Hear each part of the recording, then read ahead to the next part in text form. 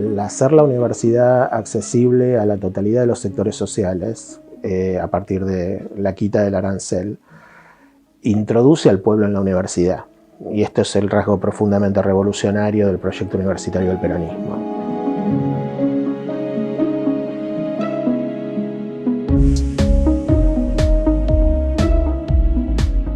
Por eso es clave recordar este tipo de políticas públicas, de políticas de Estado que han implementado ciertos gobiernos, porque es la base donde pararnos para proyectar hacia el futuro.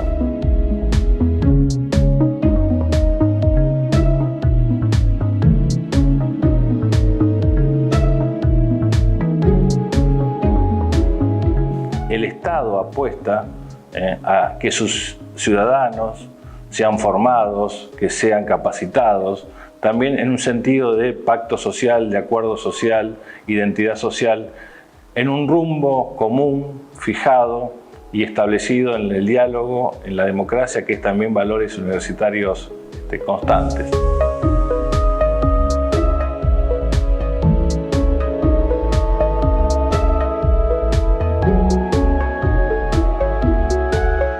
La universidad deja de ser el instrumento de desarrollo individual para construirse en un instrumento de construcción de sujetos sociales.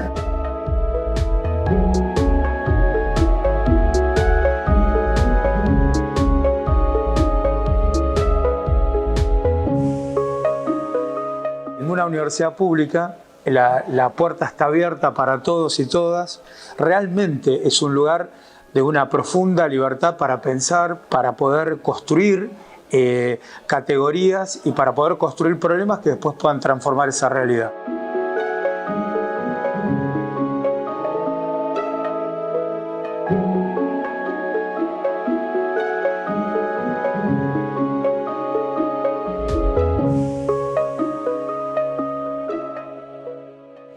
El ingreso gratuito e irrestricto a la universidad es la garantía de la democracia.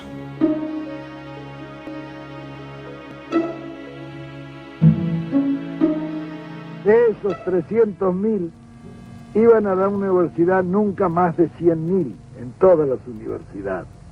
De manera que ya en esa etapa había otro descarte de 200.000.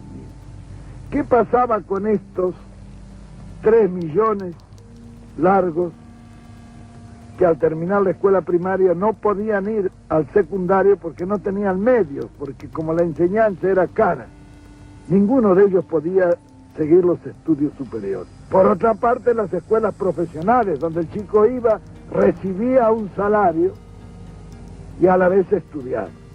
Después de recibirse de operario, iban a la fábrica, estaban 3 años.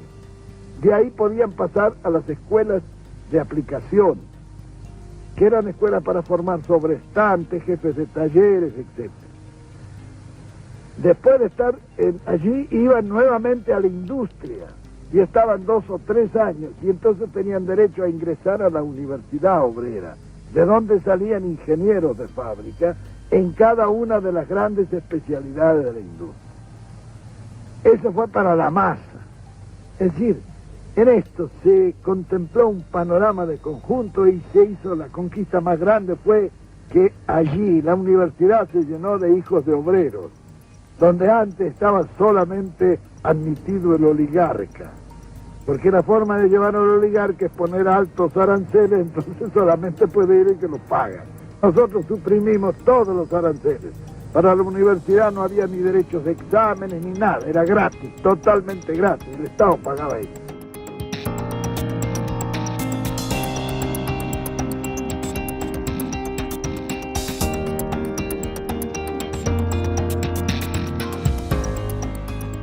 De pronto esa apertura que empieza con el peronismo, con la gratuidad de la enseñanza universitaria y después con la fundación de otras universidades insospechadas para ese momento, como podía ser la Universidad Obrera, que habilitó precisamente a familias obreras a tener que sus hijos o los mismos obreros pudieran cursar carreras universitarias, y eso abrió enormemente el panorama del ascenso social. Se calcula que para 1946, en el inicio de la presidencia de Perón, de la primera presidencia, había 40.000 alumnos en todas las universidades públicas del país.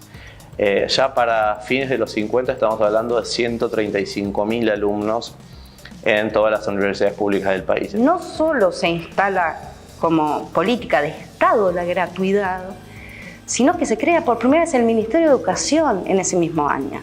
Pero la gratuidad creo que es un paso fundamental y trascendental en todo lo que es nuestra vida y nuestro campo social, principalmente en lo que respecta a la formación de nuestra, voy a usar la palabra, identidad. La gratuidad de la enseñanza superior fue fundamental para eso. Yo no sé si hubiera podido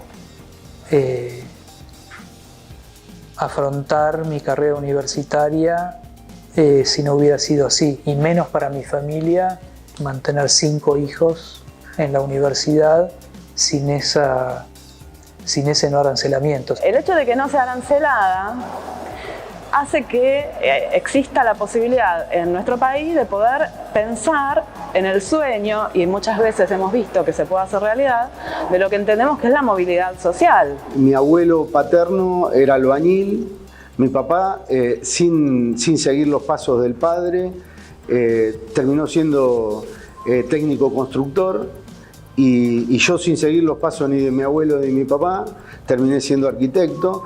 La gratuidad representó la democratización social de la universidad, es decir, permitir que todo el pueblo, que los hijos e hijas de trabajadores y trabajadoras puedan ingresar a la universidad, que la universidad se masifique, se vista de pueblo y que en definitiva se constituya como un espacio de pensamiento y de formación por y para el pueblo. Mi papá fue un obrero, trabajador, fue colectivero, fue taxista. Y claro, conmigo vieron ese sueño de Perón del 49. Pocas veces tomamos conciencia de lo importante, ¿no? Tenemos idea de la reforma universitaria, del gobierno, de la autonomía, de la libertad de cátedra, pero no dimensionamos el hecho de la importancia que tiene no solo para los sectores más populares, sino para la clase media. De mi familia fui el primero que terminé la universidad. Mi vieja estudió en la universidad y mi viejo también, sin haberla completado. Si hay algo que agradezco a la universidad, esto que te dije antes del pensamiento crítico, es que me ha dado la posibilidad de pensar las cosas distinto. Como estudiante de la universidad pública, como estudiante de una universidad gratuita, básicamente no te construís únicamente como individuo formado, sino que te construís como sujeto social. Y me parece que ese es el rol específico y fundamental que ha tenido la gratuidad universitaria dentro de nuestra historia. Soy la primera universitaria, mis papás apenas terminaron la primaria, mi mamá y mi papá. Fue un camino de esfuerzo, nací en un conventillo y hoy doy clases en todos lados del mundo gracias a la Universidad de Buenos Aires. La otra condición de la gratuidad es la masividad, ¿no? Entonces, las universidades masivas tienen como un imperativo y otras condiciones para estudiar que plantean desafíos enormes, ¿no? Que no tienen quizás no todas las universidades del mundo. La mayoría de mis compañeros eran de clase media para abajo, en la fábrica, que tenía muchos años. Sí fui la primera universitaria. Esta es la carta que le escribieron los jefes a mi papá y los compañeros. Esto es clave en un proyecto de país que pretende generar conocimiento y a partir de ahí también generar una situación, digamos, de mayor igualdad y posibilidades para todos.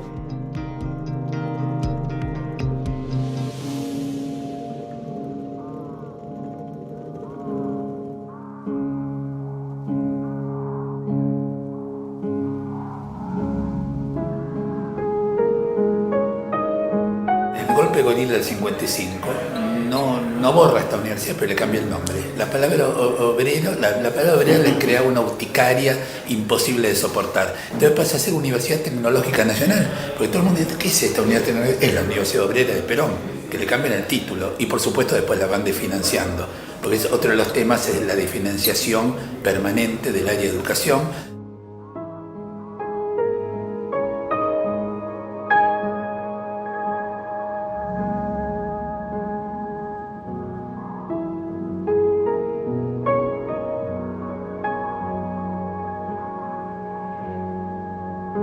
procesos, algunos muy duros, como fueron la intervención a la universidad en el 66, donde la primera vez que entró la policía.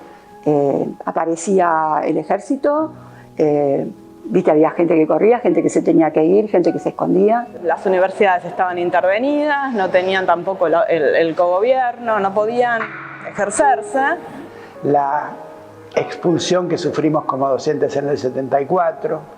Y teníamos compañeros que no volvían, ¿viste? O sea, ahí sí ya era como que uno decía, no es que está pasando algo, esto es jodido. Y tuvimos compañeros que desaparecieron así muy violentamente.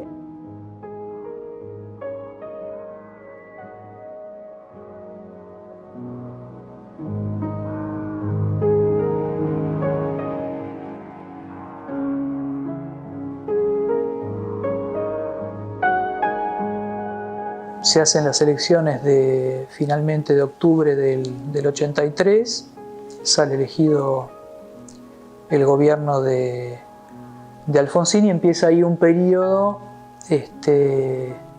interesante para vivir y participar. El año 84 fue un año sin restricción de ingreso, sin ningún tipo de amague de arancelamiento.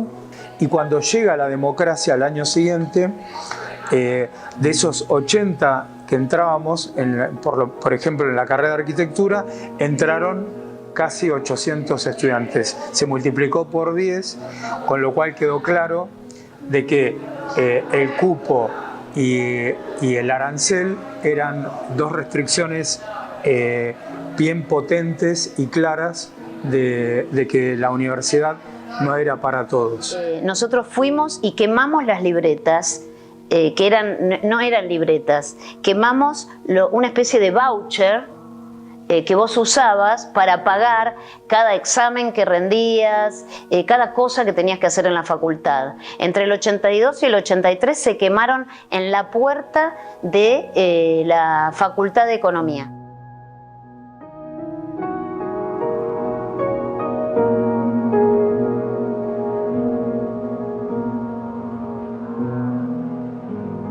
Para la mayoría de quienes estudiamos en la década del 90 era resistir a la embestida de la privatización, de la restricción de derechos. Pensemos en un país con una economía en deterioro total, un sector del país quizás no, pero la mayoría sí, fábricas que se cerraban. Hubo también una fuga de nuestros jóvenes investigadores y no tan jóvenes también ante la crisis económica y la recesión. Muchos gobiernos neoliberales han tratado de ir contra la gratuidad de la educación y me parece que sí es como un sentido común bastante ganado en la sociedad contra el que no han podido ir.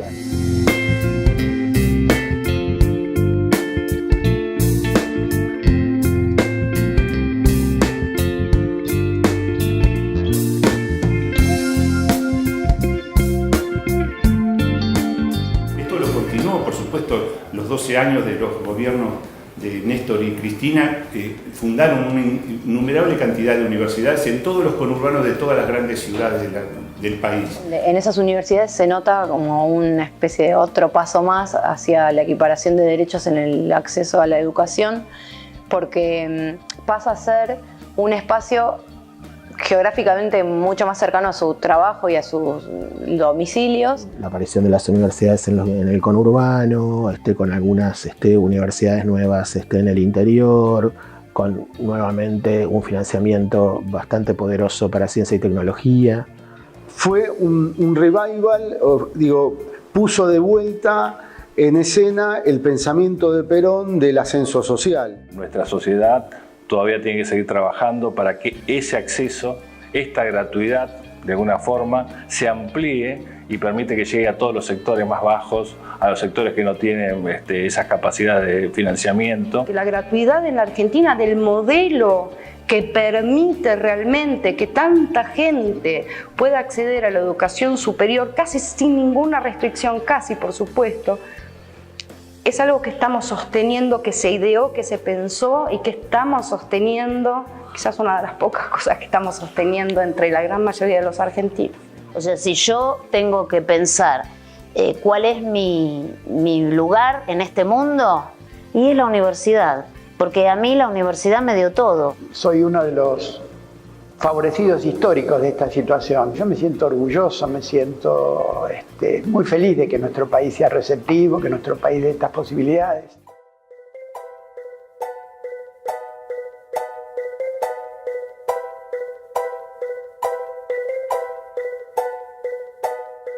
La universidad no tenga solo esta función, si se quiere, meramente tecnocrática, de impartir un conocimiento, de producir algún conocimiento novedoso, sino también que sea un lugar de generación de conciencia de la necesidad de un proyecto nacional. La universidad pública es fundamental para tener un país con desarrollo, un país soberano. El conocimiento nos permite crecer y nos permite de alguna manera seguir construyendo una sociedad con inclusión.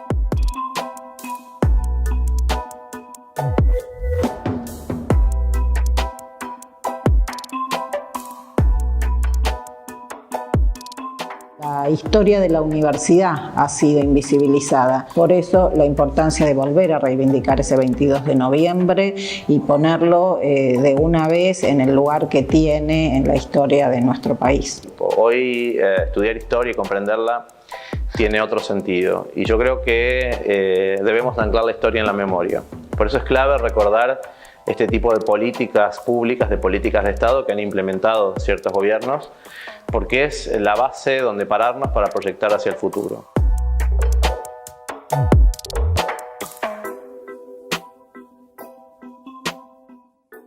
Para mí la universidad pública es justamente un espacio de participación e inclusión. Oportunidad para todos y todas. Un derecho. Es futuro, progreso y esperanza. Es justicia social. Es futuro para todos y todas.